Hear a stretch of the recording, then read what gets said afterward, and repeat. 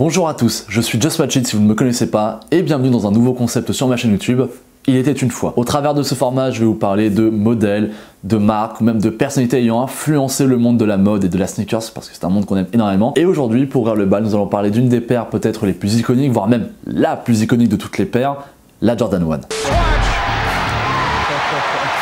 Air Jordan 1, David Jordan 1, Jordan 1, Jordan 1, Jordan 1, Jordan 1.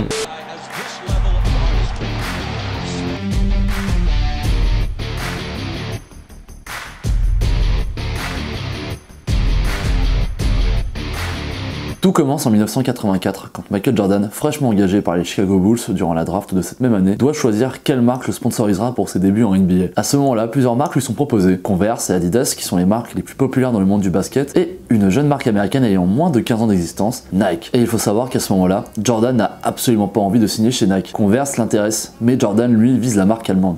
Ce sera Adidas ou rien. Et quand on sait ce que la collaboration entre Nike et Jordan a pu donner par la suite, forcément on a un petit frisson d'angoisse lorsqu'on imagine une réalité où Jordan aurait signé chez la concurrence. Adidas est donc en pole position, mais Nike n'abandonne pas et se jette dans la fosse au lion pour s'attacher les services de ce jeune basketteur à l'avenir prometteur qui devrait les aider à se lancer et à devenir un grand parmi les grands. Jordan rencontre Adidas qui n'est pas convaincu par le profil du jeune arrière et qui ne lui proposera donc pas de contrat suite à cet entretien. Bon bah du coup c'est râpé. Et du coup, chez Converse, une rencontre avec Converse se fait dans la suite, entretien au cours duquel Converse confirme à Jordan qu'aucune innovation n'est attendue sur les produits dans les prochaines années à venir. Jordan est déçu et refuse l'offre de 100 000 $ par an proposée pour les 5 prochaines années. Alors que c'était des sommes que touchaient des stars confirmées à l'époque de chez Converse telles que Larry Bird ou notamment Magic Johnson. Donc Converse aussi s'est râpé. Y a qui d'autre du coup? Puis un nouveau challenger fait alors son entrée dans la course pour signer le jeune rookie.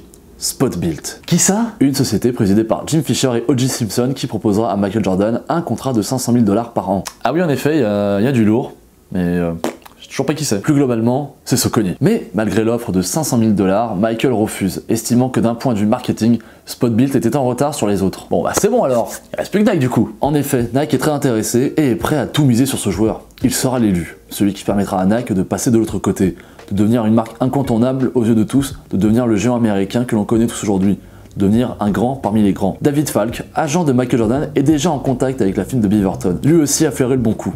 Il sait que les deux parties ont beaucoup à gagner chacun. Seulement, il y a comme un hic. Quoi encore? Michael n'aime pas les modèles de chez Nike, qui à l'époque étaient portés par les populaires Air Force One et Dunk. Et Michael décide même de ne pas se présenter à la première réunion. Tu fais chier Michael! Mais sous la pression de sa mère, le 24 octobre 1984, Michael Jordan finit par signer un contrat de 5 ans avec 2,5 millions de $ à la clé, un pourcentage de 25% des royalties touchées pour chaque paire vendue et la création d'une gamme de vêtements à son nom. Vint ensuite la conception du modèle. Falk suggéra d'appeler la gamme Air Jordan.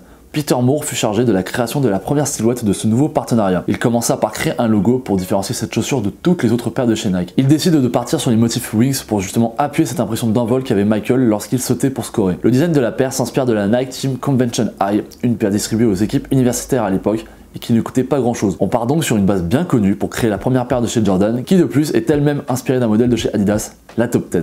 Premier modèle créé uniquement pour jouer au basket. Mais le problème, c'est que Michael les trouvait moches, et que le premier modèle qui lui a été présenté portait les couleurs rouge et noir, qu'il associa directement au diable. Oh putain, le relou!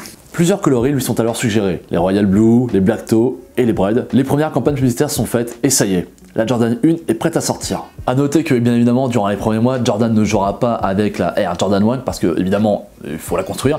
Donc du coup pendant ce temps-là, Nike va lui procurer une autre paire qui ressemble beaucoup, donc la Airship. Mais le problème c'est que c'est une paire qui ne respecte pas les codes couleurs imposés par la ligue. Elle est donc bannie par la NBA, ce qui donnera par la suite le nom d'un coloris très connu, la Banette. Nike créera donc le coloris Chicago pour rentrer dans les rangs, mais Michael, tête de con qu'il est, décidera de la reporter à l'occasion du concours de dunk du NBA All-Star Week en février 85. Bien que ce n'était pas un match officiel, la NBA envoya un courrier à Nike leur sommant que Jordan ne devait plus porter une certaine paire rouge et noire. Et c'est à ce moment-là que Nike décida de jouer toute la com de la Jordan 1 sur ce fait en faisant croire que Nike payait en effet 5 000 $ d'amende à chaque fois que Michael jouait avec une paire qui ne respectait pas les codes couleurs imposés par la ligue. Ce qui n'a jamais été officialisé par la ligue et qui n'est même pas mentionné dans le courrier que Nike a reçu justement de la part de la NBA.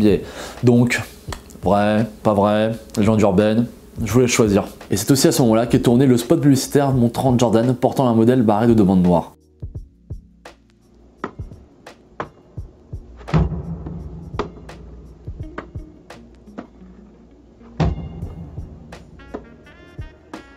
On September 15th, Nike created a revolutionary new basketball shoe. On October 18th, the NBA threw them out of the game. Fortunately, the NBA can't stop you from wearing them. Air Jordans from Nike.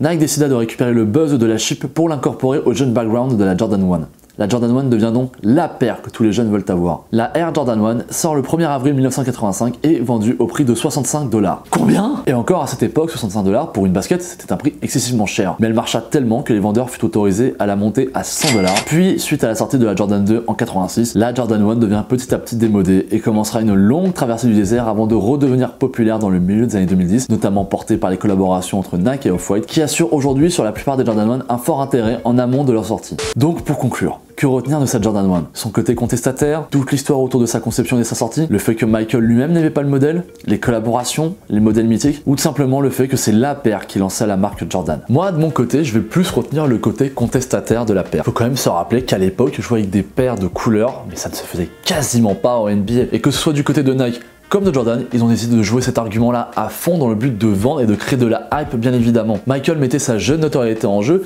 et Nike, ils avaient tout misé sur un joueur, mais en fait, qui était certes très talentueux, mais qui avait encore donné aucune garantie à cette époque-là. C'est pas comme si aujourd'hui Nike signait un partenariat avec Mbappé aujourd'hui même. Enfin, je veux dire, tu sais d'avance que Mbappé va vendre, tu sais d'avance que Mbappé va rapporter de l'argent, qu'il va créer de l'intérêt. Mbappé, on sait ce qu'il vaut aujourd'hui. Il est champion du monde, le mec. Donc déjà de base, tu sais que ça va rapporter. Jordan, à l'époque, en NBA, personne ne le connaissait.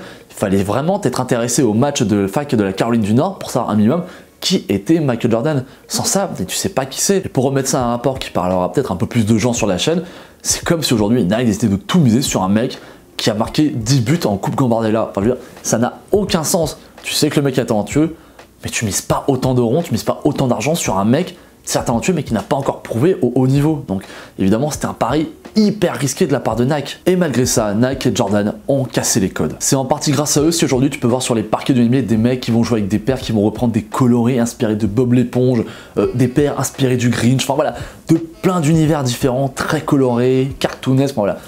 Tout ce qui est possible, c'est en partie grâce à eux. Et moi, c'est ce que je retiens le plus de cette paire-là. C'est une paire qui a cassé les codes. Et 30 ans plus tard, c'est encore une fois grâce à ce modèle-là que Nike et notamment Off-White vont redéfinir les bases et les codes de la mode, du lifestyle, de comment acheter, de comment consommer. Enfin voilà, tout ça c'est ouf. Cette paire-là, en termes d'histoire, elle est dingue. En termes d'aura aussi, enfin en termes de tout, cette paire-là, elle est incroyable. Et toi, tu retiens quoi de la Jordan 1 et c'est quoi ton modèle préféré? J'espère que la vidéo vous a plu. Bien évidemment, comme d'habitude, je vous invite à me suivre sur mes réseaux, à laisser le commentaire, le tout blabla. Ça apparaît là, comme d'habitude. Et on se donne rendez-vous la semaine prochaine, grand maximum, pour une nouvelle vidéo. Peut-être en milieu de semaine, je sais pas encore. Allez, ciao.